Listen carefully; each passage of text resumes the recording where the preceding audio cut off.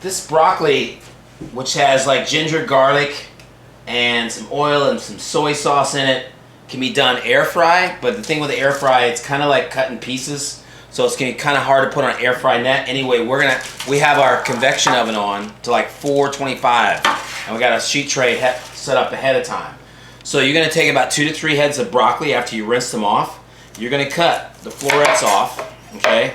And you're gonna break them down to like 3-inch size pieces like that, as your size of your broccoli. Not too big, because this is like a side veggie dish, okay? You can also take some of the stem.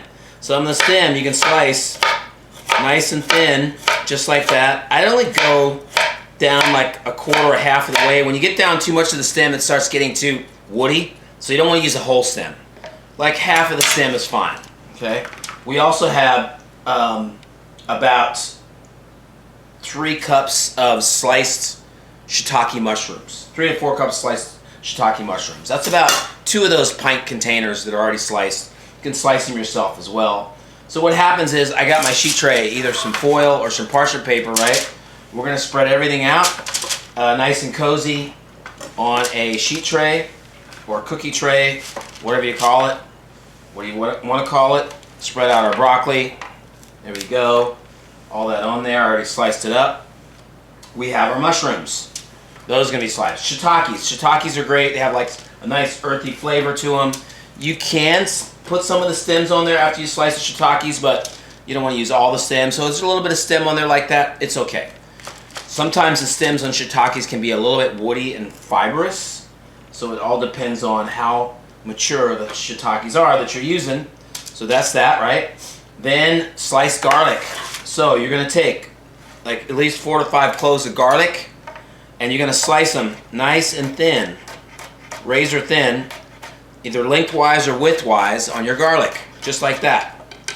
That garlic, of course, we're going to spread that on the top in a minute. All right. Then we have ginger. So ginger, we're not going to mince it. We're going to kind of do like a slicing of ginger, but first we have about a 1 ounce to 2 ounce piece.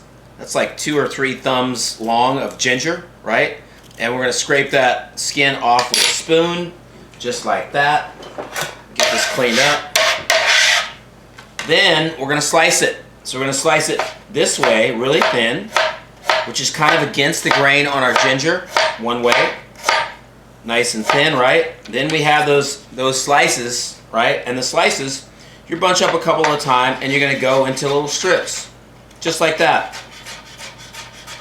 Like little strips like that on our ginger. And that's like I said, like a 1 to 2 ounce, at least a 2 ounce piece of ginger, or about 1 to 2 thumbs length of ginger, right? Get that all sliced up, and we're good to go. So next what's going to happen is this ginger and the garlic are going to be sprinkled nice on the broccoli. Ginger, garlic, sprinkle out the broccoli. I got my garlic here. You're going to spread it all around. We're going to toss it a little bit. Spread that all around. Okay, get nice and cozy there on the top. Everything there. Put that on the top there. There we go. Next, we're going to drizzle some oil. I got about a half a cup of vegetable oil. Vegetable oil, light olive oil, not extra virgin. Soy oil, safflower, vegetable, peanut will work. Okay, at least a half a cup of that lovely oil there. Then we have our soy. We got about a quarter cup of soy, which is whatever you want, low sodium or not. So there's our quarter cup of soy. We're going to spread that all around there like that, right? Pretty simple. And we're going to get our hands in here and toss it around. Now if you want to add some pepper to this, you can, but you don't have to. Okay. You can add some pepper flakes for some heat. We're going to put this in the oven. Our oven is preheated to 425. I have a convection fan, so it's even hotter than that. But that's what we want. We want it super hot. So let's get ready to put this in the oven. All right. Now we might have to add a little bit of oil later on, but right now we're good. Going right into the oven.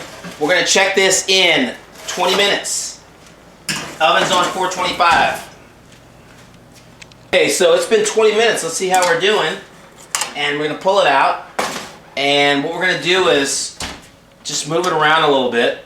It's getting nice and moist. soy, the oil, the ginger, garlic. Spread it out. We get some nice browning on our broccoli. We're going to do it about 15 more minutes, so a total of like 30 to 35 minutes.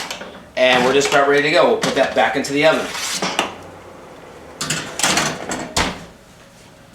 Okay, it's another 15 minutes.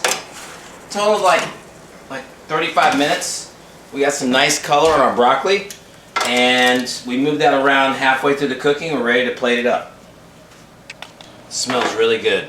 You know, you're gonna have a little bit of crunchiness from the broccoli, but what's great, you get a little bit of crispiness to the caramelization on the outside of it, and of course, put your ginger and garlic and mushrooms right on top of the broccoli.